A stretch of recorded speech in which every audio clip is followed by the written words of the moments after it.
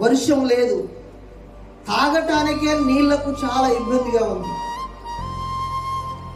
ఇప్పటికే చాలా ప్రాంతాలలో నీళ్లు త్రాగటానికి దొరకట్లేవు.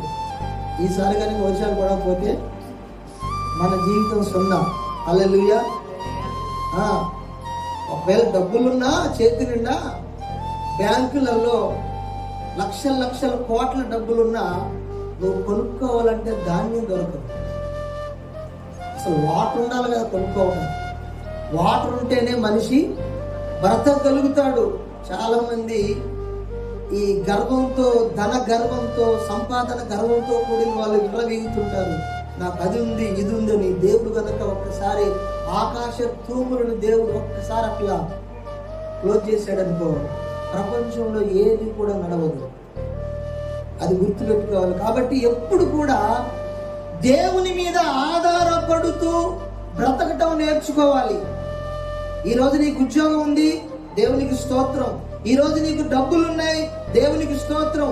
ఈరోజు నీకు మంచి ఆరోగ్యం ఉంది, దేవునికి స్తోత్రం.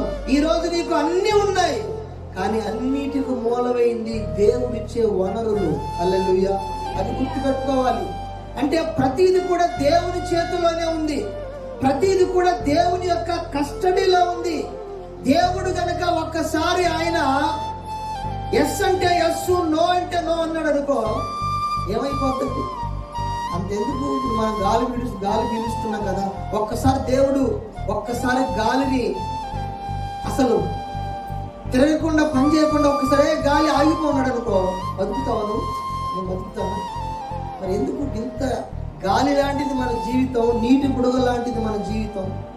ఎప్పుడు ఉంటామో ఎప్పుడు రాలిపోతామో తెలియదు. ఈ గింత జీవితానికి ఉన్న వాటిని, తాత్కాలికమైన వాటిని చూసుకొని ఒక్కొక్కడు విర్రవీగుతారు. రొమ్ము విడుచుకొని నా అంతవాడు ఎవడు లేదంటాడు. కానీ దేవుని వాక్యం చెబుతుంది, మానవుడు దేవుని యొక్క ఉనికి మీద ఆధారపడి బ్రతకవలసిన వాడు. మానవుడు దేవుని కస్టడీలో ఆధారపడి బ్రతకవలసిన వాడు. మానవునికి భూమి మీద ఏది శాశ్వతం లేదు. ఒకవేళ ఇప్పుడున్నదంతా దేవుడు పెట్టినటువంటి ఒక భిక్ష, దేవుడు పెట్టిందే. కాబట్టి ఉన్నదాన్ని బట్టి దేవుణ్ణే స్తుతించాలి, కానీ గర్వించటానికి ఏది కూడా లేదు. మన దగ్గర ఎప్పుడు ఏది ఉంటుందో, ఎప్పుడు ఊడిపోద్దో, ఎప్పుడు ఎలాంటి పరిస్థితులు వస్తాయో, ఎప్పుడు ఎలాంటి స్థితిగతులు మన జీవితంలో కలుగు చేసుకుంటాయో ఎవరు కూడా ఊహించలేరు.